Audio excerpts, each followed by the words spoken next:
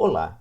Nas últimas 10 lições introdutórias à ética, apresentamos algumas discussões de ética aplicada, focando a nossa discussão em temas e problemas e autores de bioética, com alguma interface também com temas de neuroética. A partir da videoaula de hoje, trataremos de outro subdomínio da ética aplicada, chamada ecoética ou ética ambiental.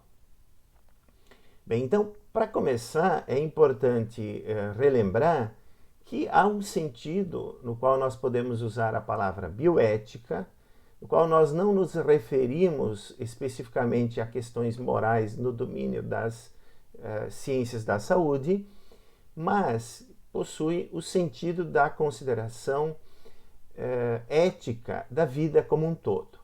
Então, lembremos aqui, por exemplo, do princípio estabelecido em 1927 por Fritz Jahr, que leva à necessidade da consideração da vida como um todo, que é o seguinte: respeite cada ser vivo por princípio como fim em si e trate-o, se possível, como tal.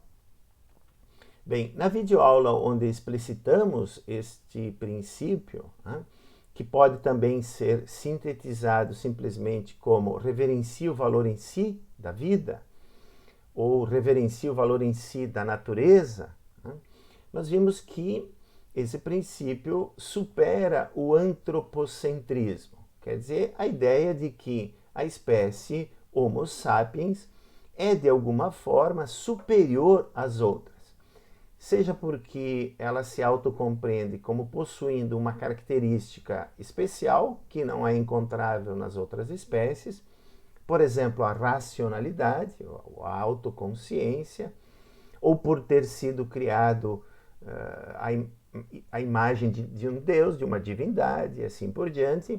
Quer dizer, há diferentes explicações sobre a suposta superioridade da espécie Homo sapiens, tanto filosóficas quanto religiosas ou até de outra natureza. Bom, e esse princípio, então, ele supera essa visão antropocêntrica. Ele exige que nós consideremos cada ser vivo como um fim em si, quer dizer, como digno de consideração moral. Então, a perspectiva que se apresenta aqui é introduzida a partir da bioética global, no sentido da consideração da vida como um todo, e não da relação entre países, no sentido internacionalista. A bioética global, ela tem claramente já essa tendência biocêntrica. Não apenas em Fritz Jahr, mas uma série de outros autores e autoras também. Bom, essa perspectiva biocêntrica ela é, de alguma maneira, também introduzida, incorporada na ética ambiental. Então, há aqui uma interface entre bioética global e ética ambiental, que claramente se estabelece a partir da necessidade da consideração do valor dos seres vivos, seja, então, agora, como veremos,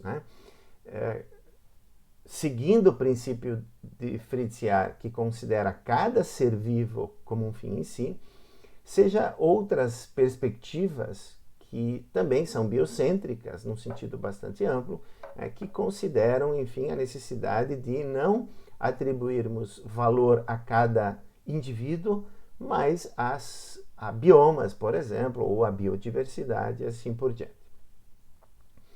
Bom, então, nesta e nas próximas 3 ou 4 videoaulas, trataremos dessas questões de ética ambiental, na medida em que elas conseguiram, de alguma maneira, sem se desvincular completamente, se tornarem subdomínios da ética aplicada, com seus próprios padrões metodológicos, com seus subprincípios e assim por diante.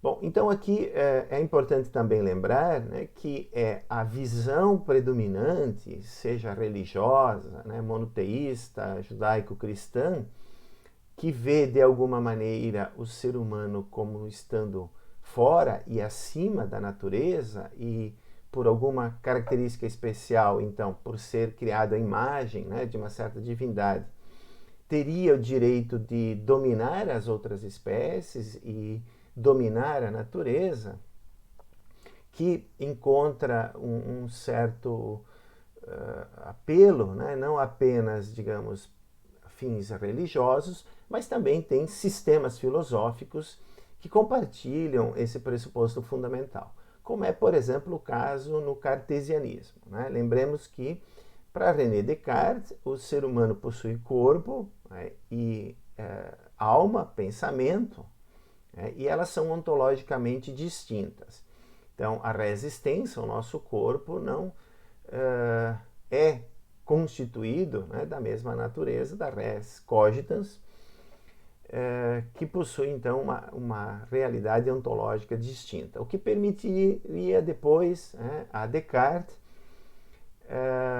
identificar com esses pressupostos mais gerais da perspectiva judaico-cristã. Então, essa ideia, que de alguma maneira continua sendo predominante, de que o ser humano não é exatamente parte da natureza, é que levou a uma série de crises e transformações, segundo muitos ambientalistas e pensadoras que trabalham com ecoética, no final do século XX, a perceber que havia algo de profundamente errado nessa tradição filosófica, religiosa, que, aliada a uma concepção positivística da ciência, que separaria então fatos naturais de valores supranaturais, teria produzido uma profunda crise ambiental, né? Então, é exatamente no final do século XX que se intensifica aquelas consequências da Revolução Industrial, né?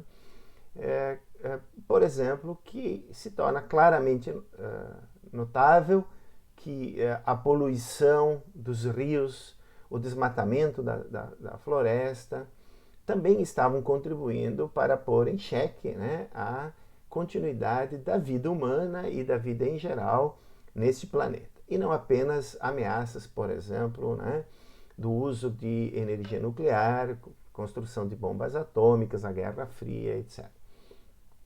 Então foi nesse contexto, né, na década de 1970, que surge um certo questionamento de se não seria necessário uma nova ética para o ser humano, né? Então aqui eu vou me referir especificamente a um artigo de 1973 de Richard Silvan, onde ele questiona, né, será que não precisamos de uma nova ética? Será que não precisamos de uma ética ambiental? Bom, foi nesse período também que outros autores e autoras começaram a propor, né, que o ser humano fizesse uma profunda revisão no modo como ele estava lidando com a natureza em geral. Então, é desse mesmo ano, por exemplo, um livro de Peter Singer, né, chamado Animal Liberation, onde ele questiona o modo como nós criamos animais em grandes fazendas, né, para fins de consumo, e que isso estava produzindo um profundo impacto também ambiental, além de termos, claro, problemas aí sobre a eticidade, né, a permissibilidade de privarmos a liberdade de seres sencientes, né, do seu ir e vir e assim por diante. Bom, e claro, nós vamos dedicar uma videoaula especial, né, a um outro movimento que surge nessa época, que exatamente considera superficial essa consideração tradicional da nossa relação com animais humanos e com a natureza em geral, na medida então que nós nos consideramos superiores ou até mesmo fora da natureza, né, isso nos autorizava a explorarmos a natureza, achando que ela teria, por exemplo, recursos ilimitados, e é assim que temos, então, né, uma visão superficial, porque ela instrumentalizava e instrumentaliza ainda a própria natureza. Então, nós vamos dedicar uma videoaula a Arne Naes, que cria um movimento ecológico chamado ecologia profunda, que exatamente se contrapõe a essa ideia da instrumentalização da natureza. Bom, então é a partir desse período, da década de 1970, que surge a ética ambiental, a ecoética, e ela se torna um domínio, um subdomínio relativamente independente da bioética global do Potter ou do Fritz Jahr. Mas antes de tratarmos desse movimento, que é importantíssimo, né, talvez o mais importante da ecoética, eu gostaria de retroceder um pouquinho aos meados do século passado, do século XX, onde já havia uma certa necessidade, né? Certos autores e autores já viam a necessidade de superarmos essa visão antropocêntrica ou instrumentalizadora da vida e da natureza como um todo. E aqui então eu gostaria de apresentar a chamada ética da Terra, que é uma espécie de antecedente desse movimento que surge e se desenvolve a partir da década de 70, que enfim então traz as principais contribuições para a ecoética. Bom, o principal representante desse movimento, né, da construção de uma ética da Terra, já deixa claro, né, que há uma necessidade de mudarmos a nossa atitude perante a vida como um todo, os animais não humanos, o meio ambiente e assim por diante. Então eu vou mencionar aqui Aldo Leopold, né, que escreveu o seguinte: toda a ética até agora desenvolvida está baseada numa única premissa, que o indivíduo é um membro de uma comunidade de partes interdependentes. A ética da Terra alarga as fronteiras da comunidade para incluir solos, águas, plantas e animais ou coletivamente a Terra. Bem, então, duas pequenas observações sobre essa afirmação. Primeira, há explicitamente aqui uma crítica a toda a ética anteriormente feita, que estava baseada num pressuposto único, que eram indivíduos que tinham o valor, um valor em si. Lembrem, por exemplo, que esse é o caso também na formulação do princípio da bioética feito por Fritz Jahr. Né? Quer dizer, a obrigação moral era de um indivíduo para cada outro indivíduo. Então, claro, há pequenas exceções na história da ética a esse movimento, digamos. Né? Por exemplo, algumas reflexões tradicionais, por exemplo, no estoicismo, alguns autores estabeleceram um princípio de ter que agir em conformidade com a natureza como um todo, etc. Né? Mas ainda assim, há aí uma espécie de foco no agente. Né?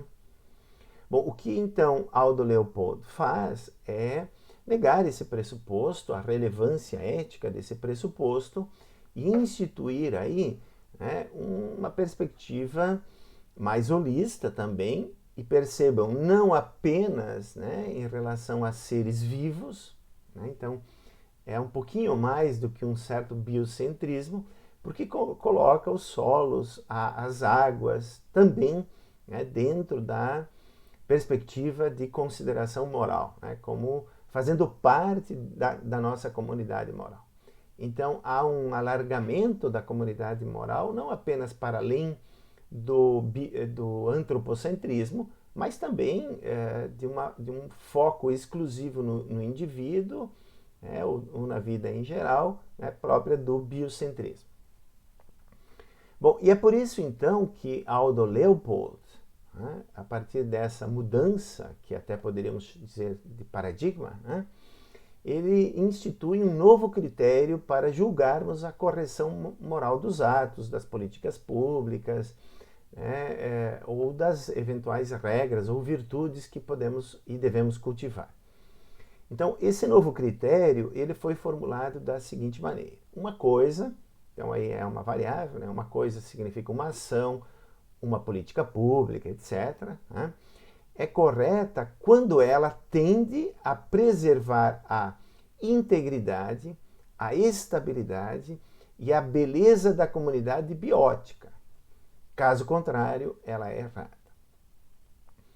Então, esse princípio ou esse critério, né, de correção das ações morais, ele de fato revoluciona, né, a ética tradicionalmente feita, porque o que passa a ser importante, né, é a preservação da própria comunidade moral. Claro, aí alargada, né, incluindo então solo, água e animais e plantas.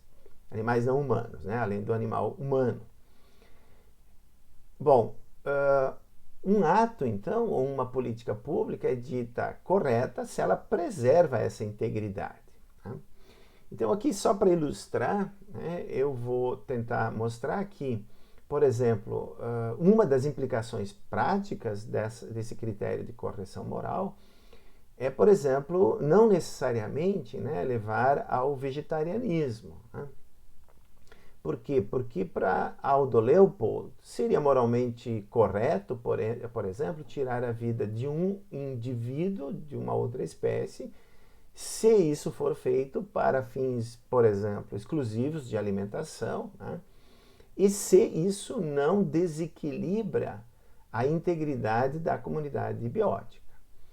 E claro, ao contrário, né, muitas vezes seria moralmente correto tirar a vida de um conjunto de indivíduos que teria, digamos assim, uma espécie de superpopulação e estaria colocando em risco, né, outras espécies ou a própria integridade ambiental, né, a própria biodiversidade, por exemplo.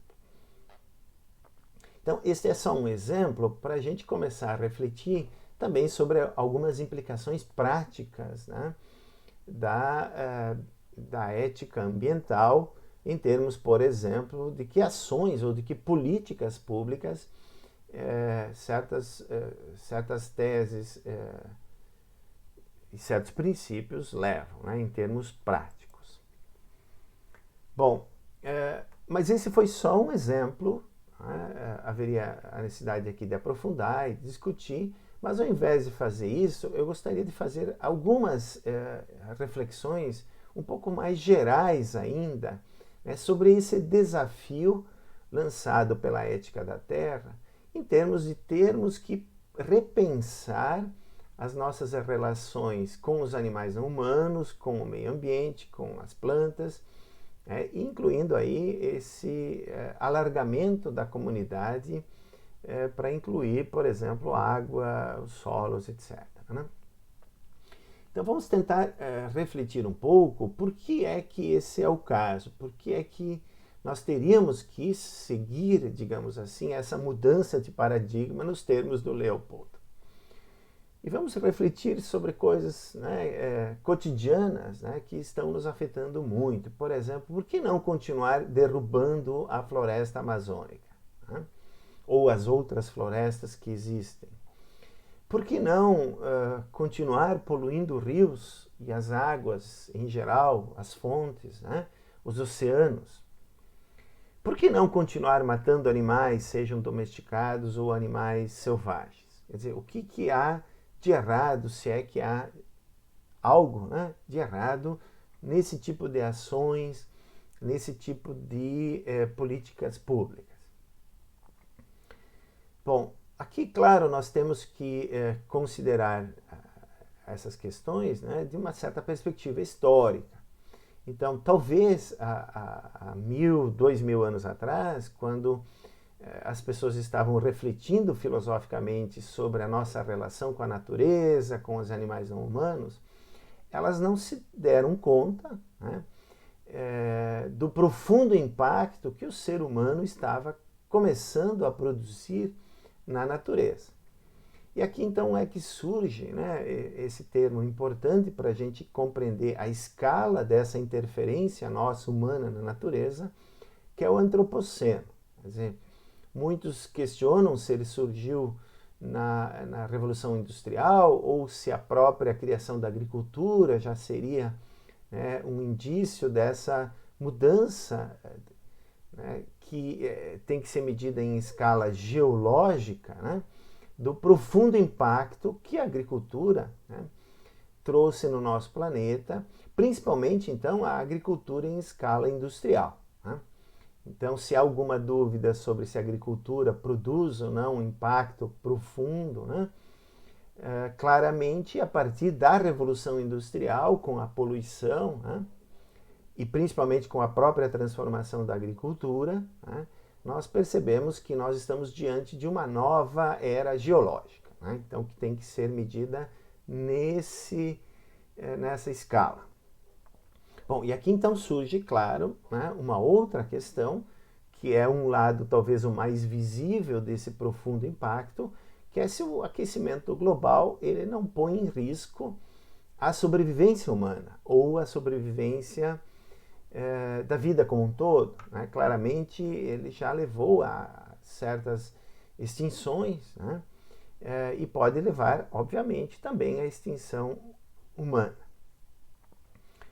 Bom, para a gente discutir filosoficamente essa questão, então, nós temos que retomar uma certa discussão sobre se a natureza, como um todo, tem valor intrínseco, ou se ela tem, eventualmente, apenas valor instrumental, e se, enfim, são indivíduos, né, sejam humanos ou outros animais não humanos, ou se são espécies, ou se são sistemas, né, são biomas, por exemplo, que podem ser ricos em termos de biodiversidade, que possuem valor intrínseco.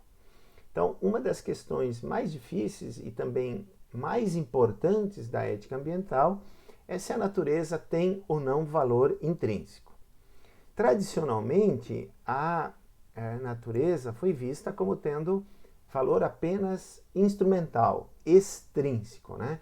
Quer dizer, fora de si mesmo. Eram seres humanos que atribuíam a ela um certo valor, geralmente instrumental, né? E isso, então, autorizava o ser humano a matar animais não humanos ou a explorar a natureza como um todo, exatamente porque não traria nenhum problema moral. Mas muitos pensadores e ambientalistas têm defendido que essa visão tradicional, que instrumentaliza a natureza, está errada, seja por razões religiosas ou filosóficas, e que nós temos que construir uma nova perspectiva ambiental. Então, na próxima videoaula, eu gostaria de apresentar e refletir um pouco sobre o principal movimento ecológico que exatamente defende essa mudança de uma visão instrumentalizadora da natureza para uma visão que a natureza tem sim valor em si e que nós devemos lhe dar o devido respeito, que é a chamada ecologia profunda. Até lá!